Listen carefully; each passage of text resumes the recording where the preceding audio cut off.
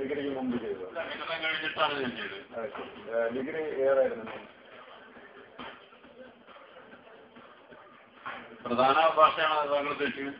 പ്രധാനമായും ഏത് സബ്ജക്റ്റ് ആയിരുന്നു? ഞാൻ അന്ന് പിന്നെ നടത്തിയിരുന്നത് പിന്നെ ബിരുദം ഇതുമായിട്ട് ബന്ധപ്പെട്ടുള്ള ഞാൻ നേരത്തെ പറഞ്ഞല്ലോ എന്റെ ജോലിയുമായിട്ട് ബന്ധപ്പെട്ട. അതെ അതെ,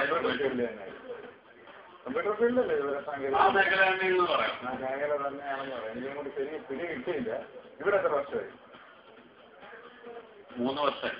3 വർഷമായി. 3 വർഷമായിട്ടും ഈ ജോലി തന്നെ? ഈ ജോലി തന്നെ. അതോ ഈ ജോലി അടുത്തിടെ ജോലിയാണ് ചെയ്യാം? അല്ല, 3 വർഷമായിട്ട് ഈ അടുത്ത പിന്നെ പിന്നെ വേറൊരു ജോലിയിലേക്ക് മാറാനുള്ള ഒരു സാധ്യത നടത്തിക്കൊണ്ടിരിക്കുകയായിരുന്നു. അത്തരത്തിൽ അങ്ങനെയൊക്കെ നീങ്ങി പിന്നെ മറ്റൊരു ജോലിയിൽ അപ്പൊ അങ്ങനെയാണ്. പുതിയ ജോലിയിലാണ് ഇപ്പൊ പുതിയ ജോലിയിലാണെന്ന് പറയാം. അപ്പൊ ഈ ജോലി മുമ്പ് ജോലി ചെയ്തുകൊണ്ടിരിക്കുമ്പോൾ തന്നെ പുതിയ ജോലിക്ക് വേണ്ടിയുള്ള പഠിത്തം നടത്തിക്കൊണ്ടിരിക്കുന്നു.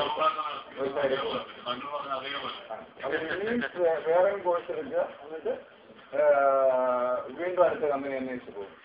3 മിനിറ്റായി കമ്മൻ എടുത്തിട്ടുണ്ട്.